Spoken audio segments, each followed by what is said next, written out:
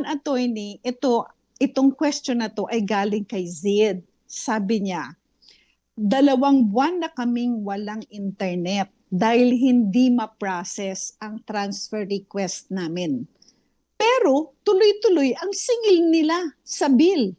Gusto ko na i-cancel pero pinagbabayad ako ng pre-termination fee na napakamahal.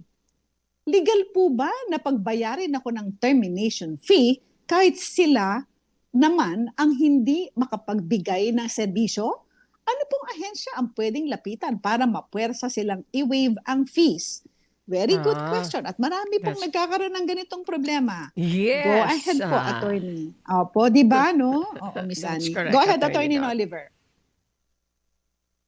Unang-una, valid po yung paglalagay ng pre-termination fee sa mga kontrata. Kadalasan nangyayari po yan sa mga internet service providers. Once na nag-avail ka ng service nila, may lock-in period po tayo na tinatawag. For example, kung 2 years ang lock-in period mo, dapat matapos muna yung contract bago mo i-terminate. Otherwise, may pre-termination fee na tinatawag. Now, special itong case ni Zid kasi nga yung fault ay wala naman sa kanya, nandoon sa service provider.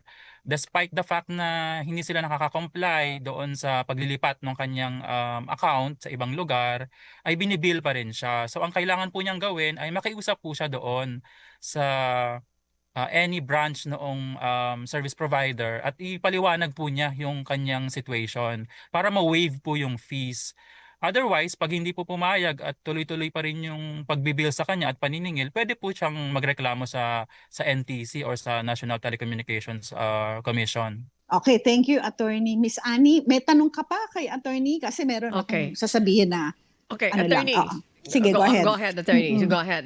Attorney Dot, go ahead okay. po. Samantalahin niyo na po, Attorney Dot, please. Thank you. Yes, so tama lahat po ng sinabi ni attorney. Okay, pwede kayong pumunta sa NTC kung siyempre meron kayong contract, no? Tapos nagkaroon naman sila ng hindi pag-comply sa kanilang duties dun sa contract. So, kumbaga merong breach of contract. Bakit kayo pinagbabayad ng pre-termination fees? Sila naman yung may kasalanan, di ba? Kaya ka umaalis dahil hindi naman nila nagawa yung kanilang obligation. So, kung ako, okay, eto, as a consumer myself, hindi ako papayag. Talagang una, makikipag-usap ako. Try muna natin.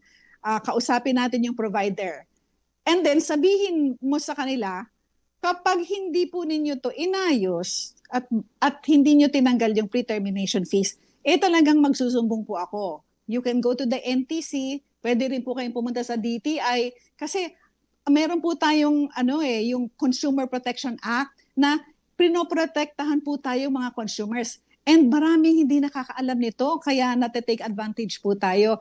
Huwag po tayong papayag. Kapag meron po tayong rights under the Consumer Protection Act, ipaglaban po natin. So yes, sabi po ni attorney, go to the NTC, diba? Or go to the DTI.